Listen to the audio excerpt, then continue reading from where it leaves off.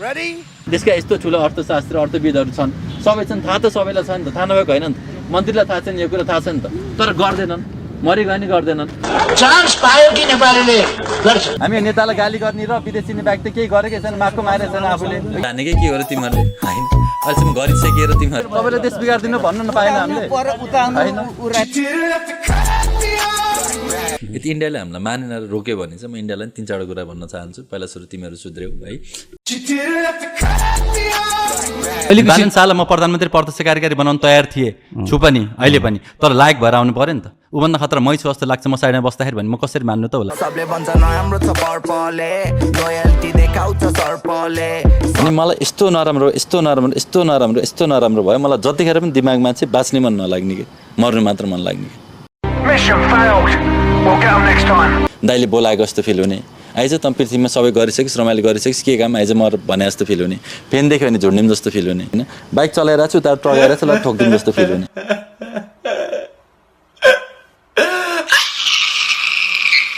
बिहे गर्ने यो छोक छैन म चाहिँ खास वेदको रचना भगवानको चाहना मैले चाहेर के हुँदैन कि मैले चाहेर सन्दीपले खेल्न पाउँदैन तर भगवानले चाहे नि पाउँछ कि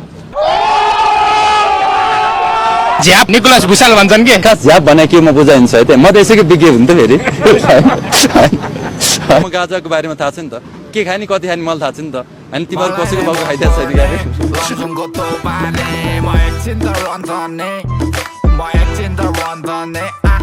बारम्बार तपाईँ प्रहरीको निशानामा के पर्नुहुन्छ म एकदम प्यारो छु क्या मेरो मामा घर हुन्छ गाजाको बारेमा म बुझाउँछु साथी हो गाजा नेपालको लागि वरदान हो खानाको लागि होइन औषधिको लागि र कपडा बनाउनको लागि सबै कुरा म खाँदिनँ एक स्टिक नतानेर ध्यान जान्न काममा बिहान बेलुका तान्नै पर्छ शिवजीकै नाममा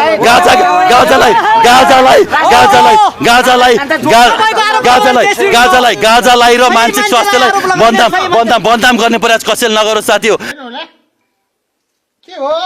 गाजाले मात्रै किसान कमाइ मैले 4 गुणा बढाउन सक्छु शिक्षा र स्वास्थ्य फ्री गर्न सक्छु खानी होइन है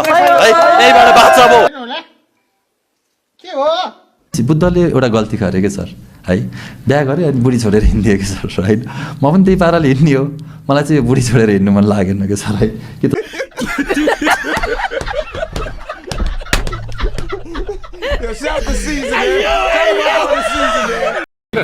Hey y'all, come look at this.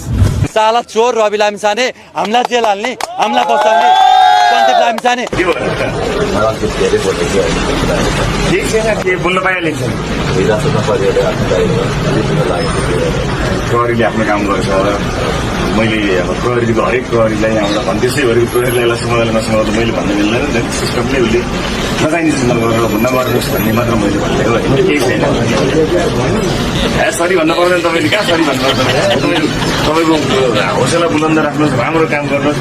अन्यायको विरुद्ध बोल्नुहोस् न्यायको पक्षमा बोल्नुहोस् राम्रो मानिसको साथ दिनुहोस् राइट र रङ छुट्याउने कोसिस गर्नुहोस् आवेग उत्तेजना भन्दा पनि लामो समयसम्म बोल्नुहोस् केही छैन राम्रो छ है तपाईँलाई सुरक्षित